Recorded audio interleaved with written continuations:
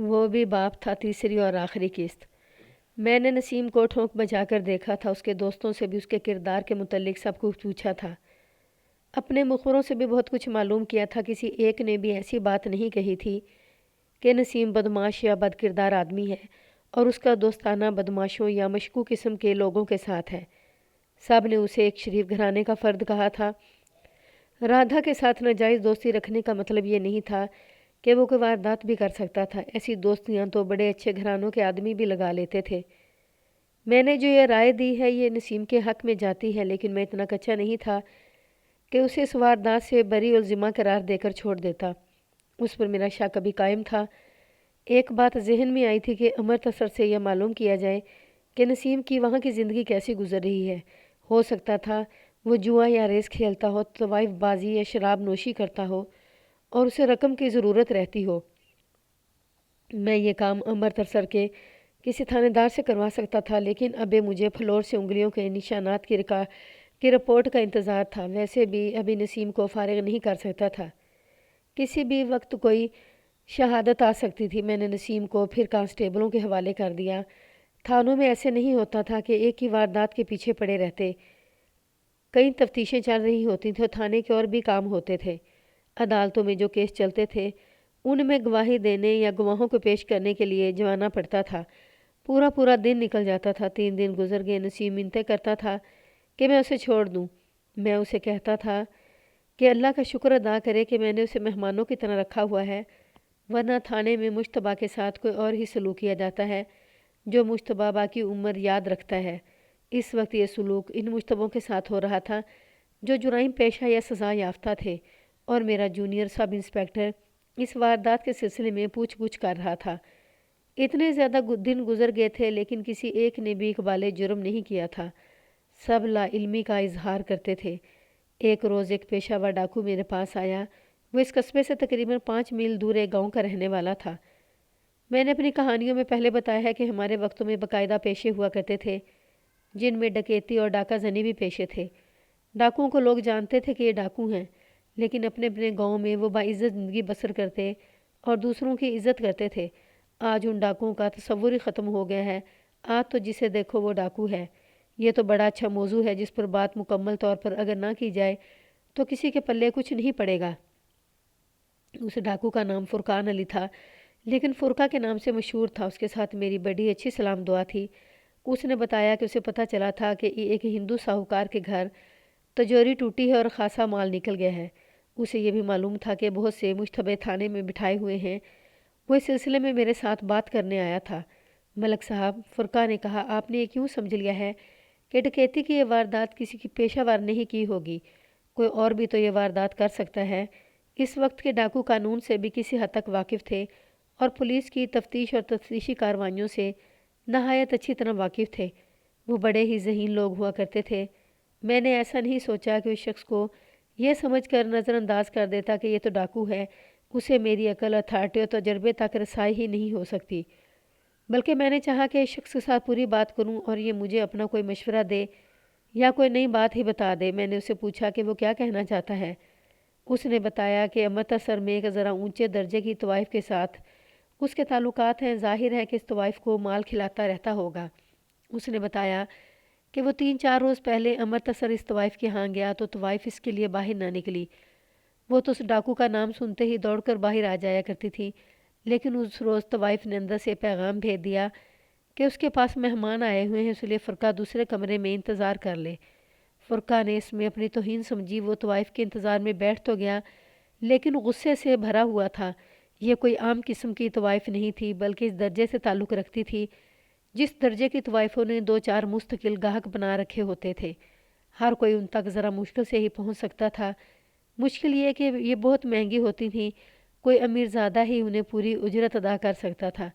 فرقہ نے مجھے بتایا کہ کچھ دیر بعد 3 نوجوان لڑکے طوائف کے خاص کمرے سے نکلے اور رخصت ہو گئے۔ طوائف فرقہ سے ملی۔ فرقہ نے اسے گالی گلوچ کی اور کہا کہ یہ نئے لونڈے کہاں سے لا کر اس نے اپنے پاس بٹھا لیے تھے۔ طوائف ہنس پڑی اور فرقہ کو بتایا کہ یہ کوئی نئے امیر زادے ہیں جو آج دوسری مرتبہ آئے ہیں۔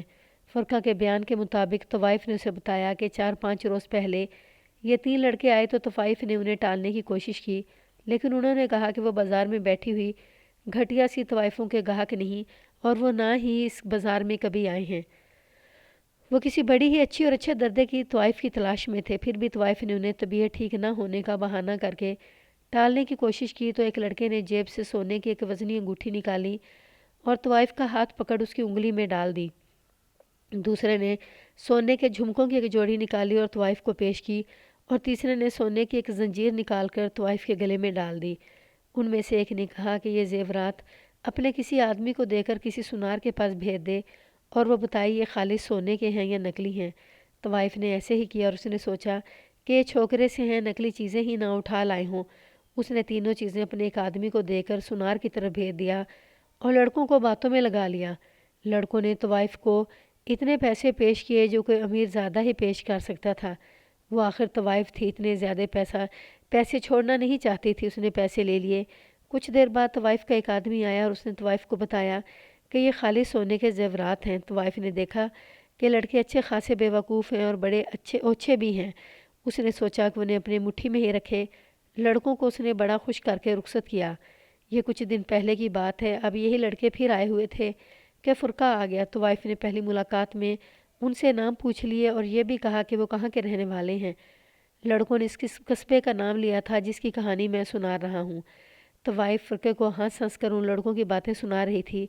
اس نے کہا کہ وہ لباس اور انداز سے کسی امیر کبیر گھرانے کے لگتے ہی نہیں تھے۔ معلوم نہیں یہ زیورات اور اتنی رقم کہاں سے لے آئے تھے۔ فرقے نے یہ بات مجھے سنائی اور اس نے کہا کہ جب اسے طوائف کی زبانی یہ پتہ چلا کہ لڑکے اس قصبے کے رہنے والے ہیں تو اسے ڈکیتی کی یہ واردات یاد آ گئی۔ اسے یہ سوچ آئی کہ ایسا نہ ہو کہ یہ واردات انہی لڑکوں نے کی ہو اور لوٹا ہوا مال پھینکتے پھر رہے ہوں۔ فرقہ کو یہ بھی معلوم تھا کہ جس گھر میں تجوری ٹوٹی ہے وہ گھر ہندو کا تھا اور گھر والے امرتسر گئے ہوئے تھے۔ فرقہ ذہین اور تجربہ کار آدمی تو تھا، لیکن میں یہ بھی سمجھتا تھا کہ اس نے یہ بات مجھے جو آن سنائی ہے اس سے وہ مجھے خوش کرنا چاہتا ہے۔ میں نے پہلے بتایا کہ یہ ڈاکو اور بڑے درجے کے پیشہ ور تھانے داروں کے ساتھ سلام دعا رکھتے تھے اور ان کے انداز میں خوش آمد ہوتی تھی۔ فرقے نے خواہ کسی بھی نیت سے مجھے یہ بات سنائی تھی، میں نے اسے نظر انداز نہ کیا اور سوچنے لگا کہ میں اس اشارے پر قسمت آزمائی کروں۔ فرقہ کے ساتھ کچھ دیر بحث مباحثہ ہوا اور آخر یہ فیصلہ ہوا کہ فرقہ مجھے طوائف کے پاس لے چلے گا۔ اگلے روز فرقہ میرے پاس تھانے میں آیا اور میں اس کے ساتھ امرتسر کو روانہ ہو گیا۔ امرتسر کوئی دور نہیں تھا، 1 گھنٹے سے پہلے ریل گاڑی نے ہمیں وہاں پہنچا دیا۔ تانگا پکڑا اور ہم اس طوائف کے گھر جا پہنچے۔ میں وردی میں نہیں تھا۔ فرقے نے میرا تعارف کرایا۔ طوائف نے بڑی آؤ بھگت کی۔ فرقہ کے کہنے پر طوائف نے زیورات کی ساری تینوں چیزیں مجھے دکھائیں تو میں ان چیزوں کو نہیں پہچانتا تھا۔ ان کی شناخت ہندو ساہوکار کر سکتا تھا یا ان کے اصل مالک جنہوں نے یہ زیورات اس ہندو کے پاس گروی رکھ کر قرضے لیے تھے، اس کا یہی طریقہ ہو سکتا تھا کہ میں اس ہندو کو اور ان اشیاء کے مالکوں کو ساتھ لے جاتا اور وہ شناخت کرتے۔ تفتیش کے قاعدے قانون کے مطابق ایسی شناخت و برآمدگی کا ایک خاص طریقہ ہوتا ہے اور عدالت میں قانون صرف اس طریقے کو قبول کرتا ہے، لیکن میں نے اپنا ایک طریقہ سوچ لیا اور یہ بھی سوچ لیا کہ اپنے طریقے سے پہلے شناخت کروا لوں اور اس کے بعد قانون کا بتایا ہوا طریقہ اختیار کروں گا۔ میں نے طوائف سے پوچھا کہ وہ مجھے 1-2 دن کے لیے یہ زیورات دے سکتی ہے۔ اسے یہ پہلے ہی بتا دیا تھا کہ میرے قصبے میں ڈکیتی کی واردات ہوئی ہے، ہو سکتا ہے یہ زیورات وہیں سے نکلے ہوں۔ فرقے کا کہ اس طوائف پر اتنا زیادہ اثر یا دعویٰ تھا کہ طوائف کی بجائے فرقے نے کہا کہ یہ میں زیورات لے جا سکتا ہوں۔ طوائف کو بھی احساس تھا کہ پولیس کو ناراض نہیں کیا جا سکتا۔ طوائف کو یہ بھی معلوم تھا کہ یہ زیورات اگر چوری کے نکلے تو پولیس لے جائے گی اور اس طوائف کا نقصان ہوگا۔ یہ بات طوائف نے اپنی زبان سے کہی تھی، لیکن ساتھ یہ بھی کہا تھا کہ یہ وہ زیورات ہاتھ سے نکل جانے کا افسوس نہیں کرے گی۔ فرقہ نے اس کی بہت حوصلہ افزائی کی تھی اور یہ بھی کہا تھا کہ یہ چیزیں اس کے ہاتھ سے نکل بھی گئیں تو فرقہ اس کا یہ نقصان پورا کرے گا۔ میں یہ چیزیں لے کر فرقہ کے ساتھ امرتسر سے واپس آ گیا۔ میرے سوچنے والی بات یہ تھی کہ ان لڑکوں کو پکڑا کس طرح جائے، یہ طوائف شناخت کر سکتی تھی۔ فرقہ نے ان کی صرف ایک جھلک دیکھی تھی جب یہ لڑکے طوائف کے کمرے سے نکل کر باہر جا رہے تھے۔ اگر ان لڑکوں کے نام معلوم ہوتے تو بھی انہیں ڈھونڈ نکالنا آسان نہ تھا۔ صرف اتنا معلوم تھا کہ یہ تینوں مسلمان ہیں، ایسے کام مسلمان ہی کیا کرتے تھے۔ سب سے پہلے تو زیورات کی شناخت ضروری تھی۔ میں نے رادھا کے باپ کو بلوایا تو وہ دوڑتا پہنچا، اس کا مال چوری ہوا تھا، اسے تو دوڑ کر پہنچنا ہی تھا۔ میں نے تینوں چیزیں اس کے آگے رکھ دیں اور کہا کہ اسے اگر یقین ہے تو کہے کہ یہ چیزیں اس کی ہیں، شک و شبے میں بات نہ کرے۔ میں سچی بات کروں گا مہاراج، اس نے کہا، یہ زیور میرا نہیں، یہ میرے پاس گروی رکھا ہوا ہے۔ مجھے یہ معلوم ہے کہ ان میں سے 2 چیزیں ایک آدمی کی ہیں اور تیسری چیز دوسرے آدمی کی۔ میں ان کے نام پتے بتاتا ہوں، آپ انہیں بلوا لیں۔ میں نے اس ہندو سے ان دونوں آدمیوں کے نام پتے معلوم کر کے ایک کانسٹیبل کو بلایا اور اسے دونوں گھر سمجھا کر کہا کہ ان آدمیوں کو فوراً تھانے لے آئے۔ ہندو کو میں نے باہر بٹھا دیا۔ اب میں سوچنے لگا کہ ان لڑکوں کی نشاندہی کس طرح ہو۔ میں نے فرض کر لیا تھا کہ زیورات اس ہندو کے گھر سے ہی چوری ہوئے ہیں۔ یہ بھی تو ہو سکتا تھا یہ زیورات ان لڑکوں نے اپنے گھروں سے چرائے ہوں۔ البتہ یہ سوچ کر شک پکا ہوا تھا کہ یہ 3-4 دنوں کے وقفے سے اتنی مہنگی طوائف کے پاس گئے اور اتنے زیادہ پیسے دیے۔ میں نے امرتسر میں ہی ایک ترکیب سوچ لی تھی، لیکن فرقہ کے کہنے پر میں نے اس پر عمل نہ کیا۔ سوچا یہ تھا کہ امرتسر کے اس علاقے کے تھانے دار سے ملوں اور یہ سارا وقوعہ سنا کر یہ انتظام کروں کہ یہ تینوں لڑکے پھر کبھی اس طوائف کے پاس آئیں تو طوائف انہیں اپنے پاس بٹھا لے اور اپنے آدمی کو تھانے بھیج دے۔ تھانے دار اپنے آدمیوں کو بھیج کر ان تینوں کو تھانے لے جائے اور مجھے بذریعہ ٹیلی فون اطلاع دے دے۔ فرقہ جہاں دیدہ جرائم پیشہ تھا اور خصوصی ذہانت رکھتا تھا، اس نے کہا کہ اپنا کیس کسی اور تھانے میں نہ جانے دیں۔ آخر عدالت میں گواہوں کی ضرورت ہوگی، ایسا نہ ہو کہ اس تھانے کے آدمی کسی وجہ سے کوئی گڑبڑ کر دیں۔ اس کے اس مشورے کو صرف میں ہی سمجھ سکتا تھا۔ یہ پولیس والوں کی باریکیاں ہوتی ہیں جو کتنی ہی چھوٹی کیوں نہ ہو بڑے سے بڑے نتائج پیدا کر سکتی ہیں۔ فرقہ بھی تھانے میں ہی موجود تھا۔ میں نے اسے اندر بلایا اور اس مسئلے پر بات چیت ہونے لگی۔ میرے دماغ میں ایک ترکیب آ گئی جو یہ تھی کہ یہ لڑکے طوائف کے پاس جائیں تو طوائف کا ایک آدمی ان کا ساتھ دوستانہ کر لے اور بے تکلفی بھی پیدا کر لے، پھر ان سے کہے کہ اس کا ان کے قصبے کے تحصیلدار کے پاس ایک کام رکا ہوا ہے، یہ لڑکے وہ کام کروا دیں۔ طوائف کے اس آدمی سے کہا جائے کہ وہ لڑکوں کو اتنی پھونک دے جیسے وہ جاگیرداروں کے امیر زادے ہیں اور وہ سب کچھ کروا سکتے ہیں۔ فرقہ نے میری اس تجویز پر غور کیا تو کہنے لگا کہ وہ کل امرتسر چلا جائے گا اور طوائف کے ہاں جا کر اس کے آدمی کو اچھی طرح سمجھا دے گا کہ اسے کیا کرنا ہے۔ ہمارا مقصد صرف یہ تھا کہ ان لڑکوں کے گھروں کی نشاندہی ہو جائے۔ یہ صورت میں ممکن تھا کہ طوائف کا یہ آدمی اس قصبے میں آ کر ان لڑکوں سے ملے۔ یہ طے کر لیا گیا کہ فرقہ اگلے ہی روز امرتسر چلا جائے گا اور یہ انتظام کر دے گا۔ میں نے اسے کہا کہ وہ کل مجھے مل کر امرتسر جائے۔ فرقہ اپنے گاؤں کو چلا گیا۔ اتنے میں 2 آدمی آ گئے جنہیں میں نے زیورات کی شناخت کے لیے بلایا تھا۔ انہیں اندر بلا کر یہ تینوں چیزیں ان کے آگے رکھی اور کہا کہ وہ اپنی اپنی چیزیں شناخت کر لیں۔ انہوں نے ذرا سی بھی دیر نہ لگائی۔ ایک نے انگوٹھی اور زنجیر اٹھا لی اور دوسرے نے جھمکے اٹھا لیے۔ ان میں سے جس نے 2 چیزیں اٹھائیں اور کہا تھا کہ یہ اس کی ہیں، وہ عقل والا آدمی معلوم ہوتا تھا۔ ایک عرض کروں گا صاحب، اس نے کہا، میں نے تو یہ کہا ہے کہ یہ دونوں چیزیں میری ہیں، لیکن ایسی ہی چیزیں کسی اور کی بھی ہو سکتی ہیں۔ سونار ایک ہی جیسے زیور بناتے ہیں، میں ڈرتا ہوں مجھ سے غلطی نہ ہو جائے۔ میرا کہنا یہ ہے کہ دونوں چیزیں اگر ان لالا جی کے گھر سے چوری ہوئی ہیں تو یہ میری ہیں۔ میں نے ہی ان کے پاس یہ گروی رکھوائی تھی اور کچھ اور زیور بھی تھا جو لالا جی کے پاس پڑا ہوا تھا۔ میں نے یہ تسلیم کر لیا کہ یہ تینوں اشیاء ان دونوں آدمیوں کی ہیں اور یہ اس ہندو ساہوکار کی تجوری سے چوری ہوئی ہیں۔ اس ہندو اور ان دونوں آدمیوں کو میں نے سختی سے یہ کہہ کر رخصت کر دیا کہ کسی کے ساتھ ذکر نہ ہو کہ یہ اشیاء کہیں سے برآمد ہوئی ہیں۔ ہندو لالا بہت خوش تھا کہ چوری کا سراغ مل گیا ہے۔ اس نے مجھ سے پوچھا کہ باقی مال بھی برآمد ہوا ہے یا نہیں۔ میں نے ذرا ترش لہجے میں چپ کرا دیا اور کہا کہ وہ ابھی چلا جائے۔ نسیم ابھی تھانے میں ہی تھا اور 3-4 پیشہ ور مشتبہ بھی تھانے میں تھے۔ میں نے اپنے جونیئر سب انسپکٹر سے کہا کہ ابھی وہ تفتیش روک لے اور ان سب کو ذرا آرام کرنے دے۔ مجھے امید کی کرن نظر آنے لگی تھی۔ اگلی صبح فرقہ آ گیا۔ میں نے اسے کہا تھا کہ امرتسر کو جاتے ہوئے مجھے ملتا جائے۔ یہ اس لیے کہا تھا کہ زیورات کی تینوں چیزیں لے جائے اور طوائف کو دے دے اور اسے کہا کہ یہ چیزیں اس کے پاس موجود رہنی چاہیے، کہیں ادھر ادھر نہ ہو جائیں۔ غور کریں کہ میں نے سونے کے قیمتی زیورات ایک ڈاکو کو دے دیے تھے۔ بعد میں وہ کہہ سکتا تھا کہ اس نے مجھ سے ایسی کوئی چیز نہیں لی۔ وہ زیورات اپنے قبضے میں رکھ سکتا تھا، لیکن ان وقتوں کے ڈاکو اور راہزن وغیرہ بھی قابل اعتماد ہوا کرتے تھے۔ ہو سکتا ہے بعض قارئین نہ سمجھ سکیں کہ میں نے یہ زیورات طوائف کو کیوں واپس کر دیے تھے۔ یہ تو چوری کا مال تھا جو میرے قبضے میں رہنا چاہیے تھا۔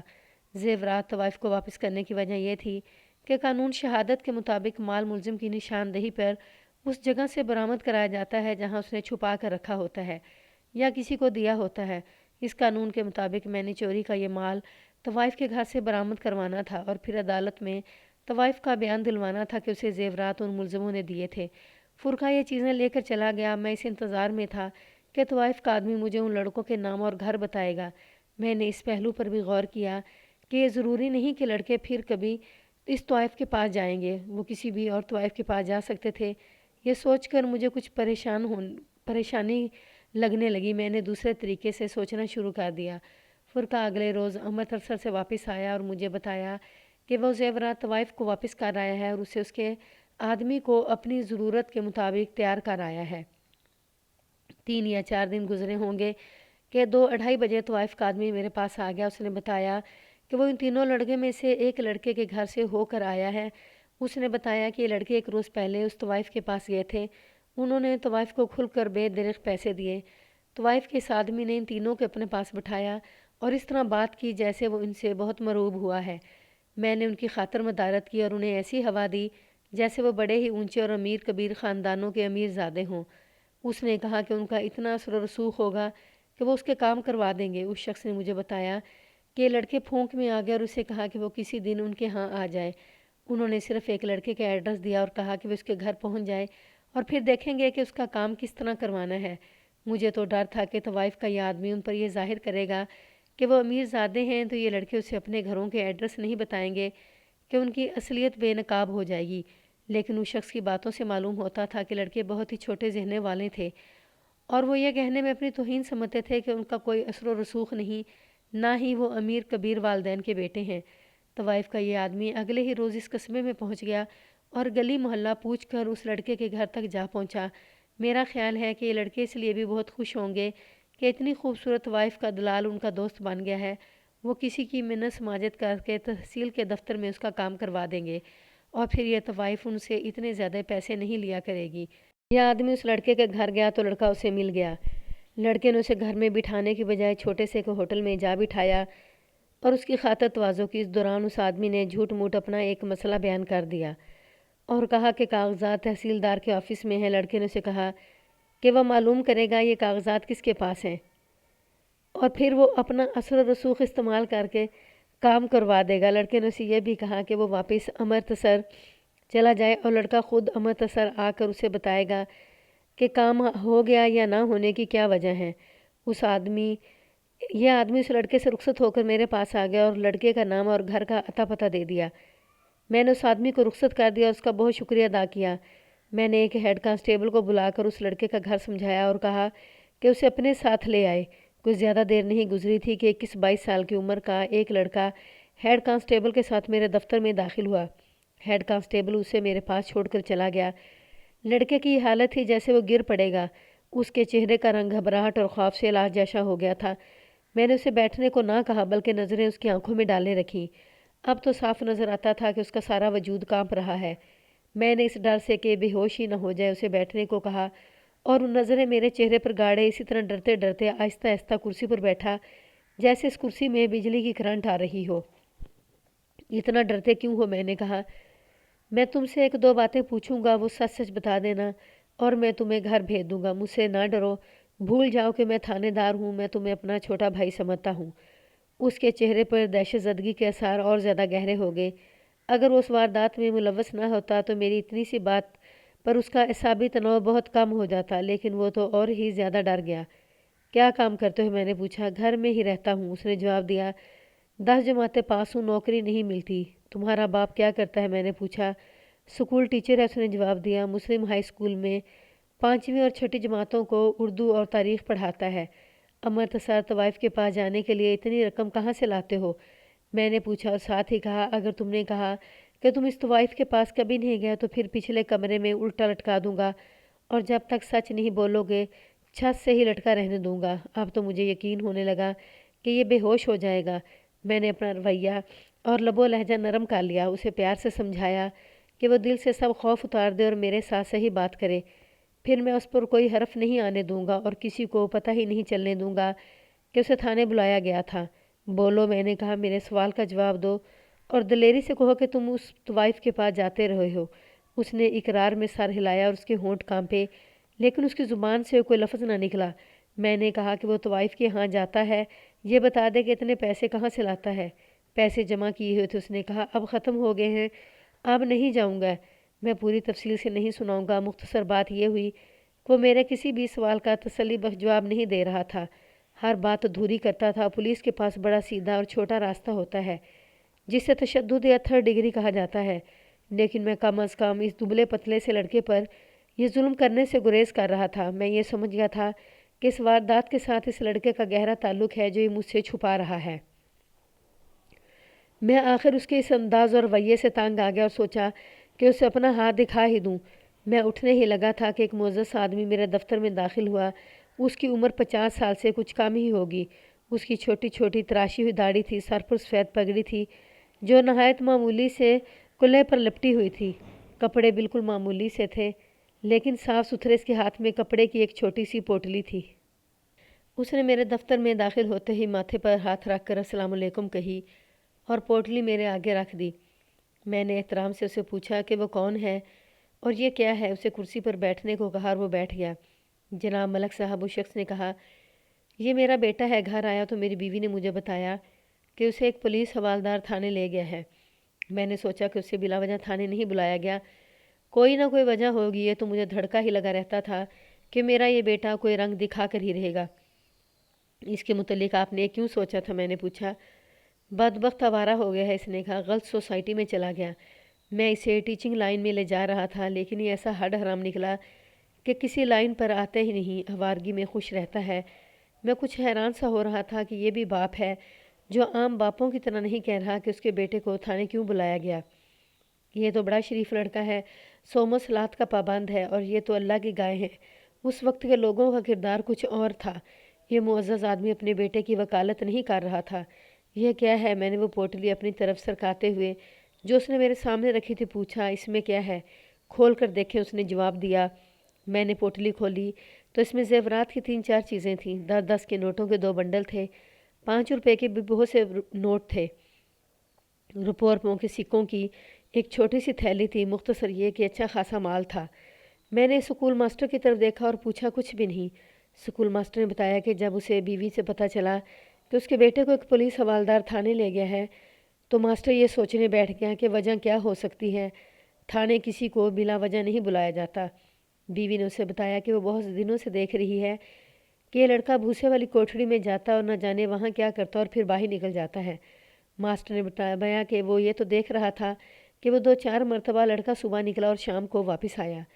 بیوی زیادہ زور اس بات پر دے رہی تھی کہ بیٹا بھوسے والی کوٹھڑی میں کیا کرنے جاتا ہے۔ ماسٹر نے گھر میں دودھ کے لیے گائے رکھی ہوئی تھی، اس گائے کے لیے وہ بھوسا خرید کر اس چھوٹی سی کوٹھڑی میں رکھتا تھا۔ اس نے بیوی کا یہ شک دیکھا تو اٹھ کر بیوی کے ساتھ بھوسے والی کوٹھڑی میں گیا اور ادھر ادھر کوٹھڑی کی تلاشی لی۔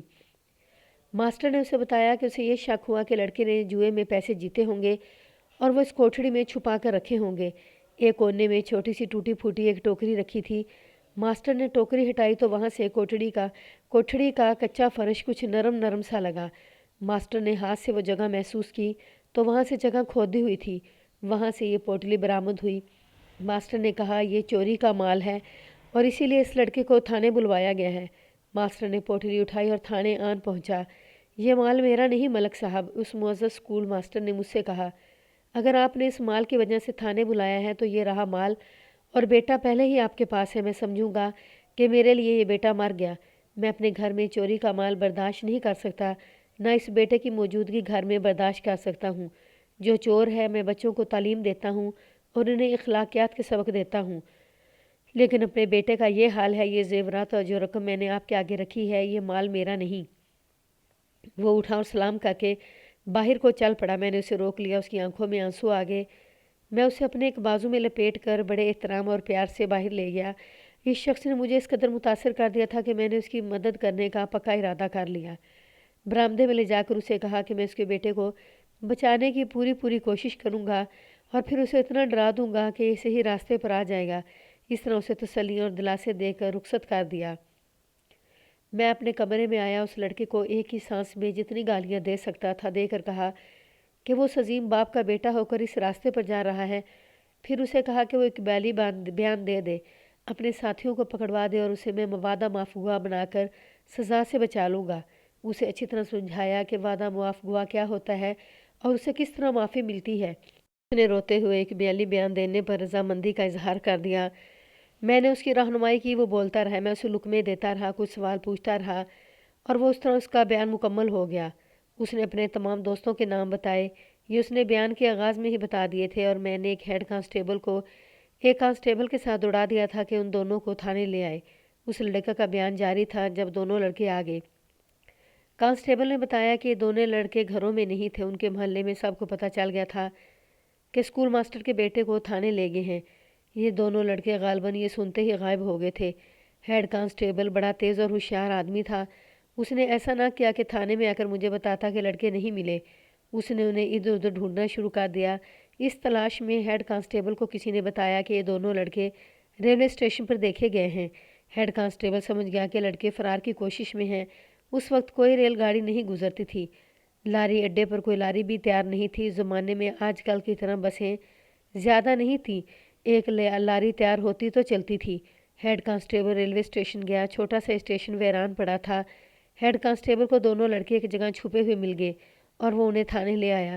میں نے ماسٹر کے بیٹے کا ایک بیان لے کر اسے سمجھایا کہ اسے ایک مجسٹریٹ کے پاس بٹھا دیا جائے گا اور وہ یہی بیان مجسٹریٹ کو قلم بند کرا دے۔ پھر اسے جیل کی حوالات میں بھیج دیا جائے گا۔ مقدمہ عدالت میں جائے گا اور وہ یہ بیان عدالت میں دے گا۔ دوسرے ملزموں کو سزا مل جائے گی اور اسے آزاد کر دیا جائے گا۔ مجھے وعدہ معاف گواہ کی ضرورت نہیں تھی۔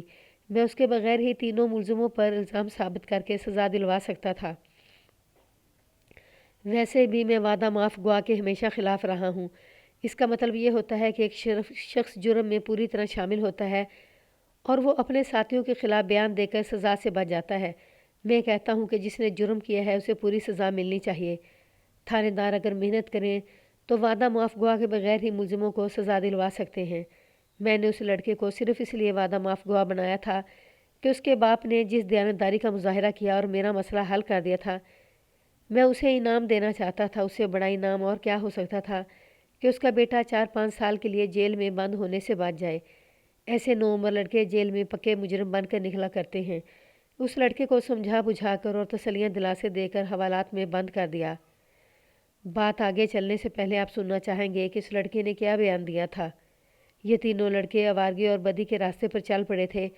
انہیں پہلے تو کھانے پینے کا چسکا پڑا، مثلاً مٹھائی کھانے، ہوٹل میں جا کر کھانا پینا اور امیروں کے بیٹوں کی طرح پیسے اڑانا۔ تینوں کے پاس اتنے پیسے نہیں ہوتے تھے۔ ان میں سے ایک لڑکا جسے فرخ کہہ لیں، اصل نام کچھ اور تھا، زیادہ تیز ترار اور نڈر تھا۔ وہ ان کا لیڈر بنا ہوا تھا اور ان کی تمام غلط حرکتوں کی ہدایت کاری فرخ ہی کرتا تھا۔ یہ اپنے اپنے گھر سے پیسے چوری کر لیا کرتے تھے، پھر انہوں نے چھوٹی چھوٹی چوریاں دوسری جگہوں سے بھی کرنی شروع کر دیں۔ ماسٹر کے بیٹے نے ان چوریوں کی تفصیل سنائی، جو میں اس لیے نہیں سنا رہا کہ کہانی میں اس کی ضرورت نہیں۔ یہ تینوں پکے فراڈیے بن گئے تھے۔ زیادہ پیسے فرخ لاتا تھا جو اپنے ماں باپ سے دھوکے سے لے لیتا تھا۔ یہ تینوں لڑکے شریف اور عزت دار گھرانوں کے تھے۔ انہوں نے جوا کھیلنا بھی شروع کر دیا تھا اور پھر جوئے میں فراڈ کھیلنے کا ڈھنگ بھی انہیں آ گیا تھا۔ مختصر یہ کہ یہ پکے جرائم پیشہ بن گئے تھے، لیکن ایسی سطح پر رہے جہاں ان پر شک نہیں ہوتا تھا اور یہ پکڑے نہیں جا سکتے تھے۔ فرخ نے اپنے دونوں ساتھیوں کو بتایا کہ یہ ہندو ساہوکار پوری فیملی کے ساتھ کہیں چلا گیا ہے اور گھر بند ہے، چلو اس کے گھر ڈاکہ ڈالتے ہیں۔ ان تینوں میں عقل کی کمی تھی ہی، انہیں پیسوں کی ضرورت تھی، اس لیے اس واردات کے لیے تیار ہو گئے۔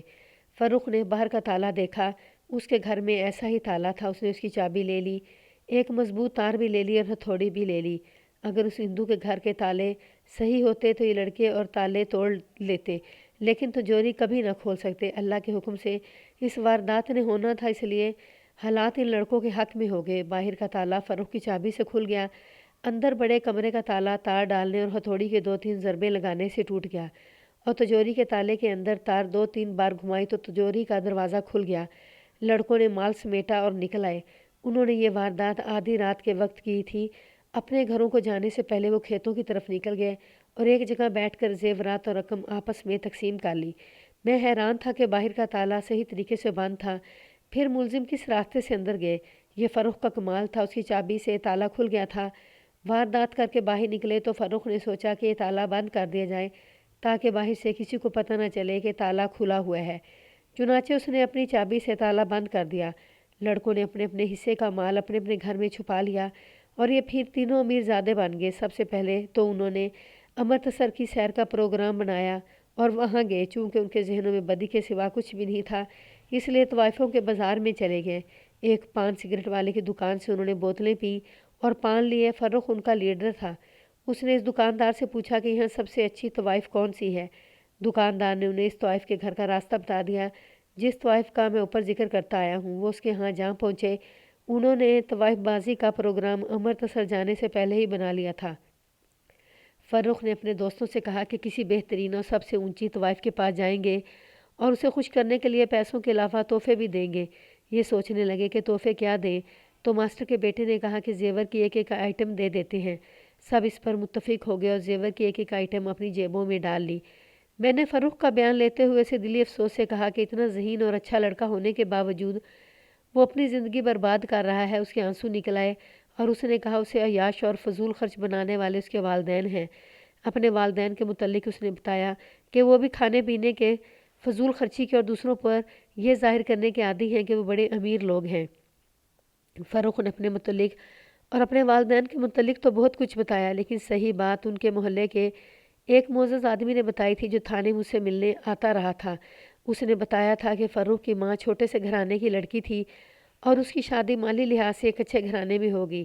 اس کی ماں یعنی فرخ کی نانی دوسروں سے مال بٹورنے اور کھانے کی عادی تھی۔ فرخ کا نانا بظاہر معزز آدمی تھا لیکن پکا فراڈیا تھا۔ وہ بھی دوسروں کو الو بنا کر روپیہ پیسہ بٹورنے کا عادی تھا۔ یہ دونوں میاں بیوی سچ بولنے کو گناہ اور جھوٹ بولنے کو بڑا ہی نیک کام سمجھتے تھے۔ یہ تو آپ جانتے ہیں کہ فراڈ جھوٹ کے بغیر نہیں چلا کرتا۔ فرخ کی ماں نے ہوش سنبھالا تو ماں باپ کو جھوٹ بولتے اور دوسروں کو دھوکے اور فریب دیتے دیکھا تو جھوٹ اور فریب کاری اس کی فطرت کا ایک حصہ بن گئی۔ اسی ماحول میں وہ جوان ہوئی اور ایک باعزت خاندان کے خاوند کی بیوی بن گئی۔ اس شخص کو بھی اس نے دھوکے میں رکھا۔ چال چلن کے لحاظ سے تو ٹھیک رہی لیکن جھوٹ اور فریب کاری کو اپنا ایمان بنائے رکھا۔ اس کے بچے پیدا ہو کر جوان ہونے لگے تو ماں نے انہیں بھی کردار کی یہی تصویر دکھائی جو اس کا اپنا تھا اور اس کے باپ کا تھا۔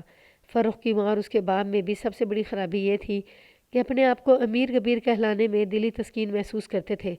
فرخ نے اسی کو جائز سمجھا اور فضول خرچی کا عادی ہو گیا۔ ماں باپ خوش ہوتے رہے کہ لوگ کہیں گے کہ یہ امیروں کا بیٹا ہے۔ ماں نے اسے جھوٹ بولنا سکھا دیا اور ایسا تاثر دیا کہ اپنے فائدے کے لیے اور اپنی بات منوانے کے لیے جھوٹ بولنا جائز ہے۔ یہ تھا وہ گھریلو ماحول جس میں فرخ پل کر جوان ہوا اور زندگی کا وہ راستہ اختیار کیا جو اسے سیدھا جیل میں لے گیا۔ میں نے آپ کو ایک وہ باپ بھی دکھایا ہے جو اسکول ماسٹر تھا۔ اس نے اپنے بیٹے کو پکڑوا دیا اور چوری کا مال میرے آگے رکھ دیا اور کہا کہ وہ سمجھتا ہے کہ اس کا بیٹا مر گیا ہے۔ اس نے اپنے اور اپنے خاندان کے وقار پر زد نہ آنے دی۔ وہ ایسے بے وقار بیٹے سے دستبردار ہو گیا۔ یہ تو میرے جذبات تھے کہ میں نے اسے کہا تھا کہ میں اس کا بیٹا اسے واپس دے دوں گا اور یہ بیٹا انشاءاللہ صحیح راستے پر چلے گا۔ دوسرا باپ فرخ کا باپ تھا۔ وہ میرے پاس آیا اور مجھ سے جواب طلبی کرنے لگا کہ میں نے اس کے بیٹے کو کیوں پکڑا ہے۔ میں نے اسے بتایا کہ اس نے ڈکیتی کی واردات کی ہے۔ اس کے باپ نے کانوں کو ہاتھ لگا کر کہا، توبہ توبہ، میرا بیٹا ایسا نہیں ہو سکتا۔ آپ مجھے نہیں جانتے، ہم تو بڑے عزت والے خاندان کے لوگ ہیں۔ آپ ذرا غور سے دیکھیں، کسی دشمن نے میرے بیٹے کو پھنسا دیا ہے۔ میں نے اس شخص کو ٹالنے کی کوشش کی تو وہ ٹلتا نظر نہ آیا۔ آخر مجھے کھری کھری باتیں کرنی پڑیں اور اسے چلتا کیا۔ فرخ نے تو اپنی گمراہی کا ذمہ دار اپنی ماں کو ٹھہرایا تھا جس نے عملی طور پر یہ سبق دیے تھے کہ جو کچھ ہے وہ روپیہ پیسہ ہے، اس کے لیے جھوٹ اور فریب کاری جائز ہے۔ یہ اسی کا نتیجہ تھا کہ فرخ نے ان دونوں لڑکوں کا لیڈر بن کر وہ واردات کی جو خاندانی جرائم پیشہ لوگ کیا کرتے ہیں۔ مقدمے کا آخری فیصلہ یہ ہوا کہ فرخ اور اس کے ساتھی کو 4 سال سزائے قید ہوئی اور ماسٹر کے بیٹے کو وعدہ معاف گواہ بننے کی عوض بری کر دیا گیا۔ اس مقدمے کے فیصلے کے فوری بعد مجھے CIA میں بھیج دیا گیا۔ مجھے معلوم نہیں کہ ماسٹر کا بیٹا راہ راست پر آیا تھا یا نہیں اور فرخ اور اس کا ساتھی کس حال میں جیل سے نکلے تھے۔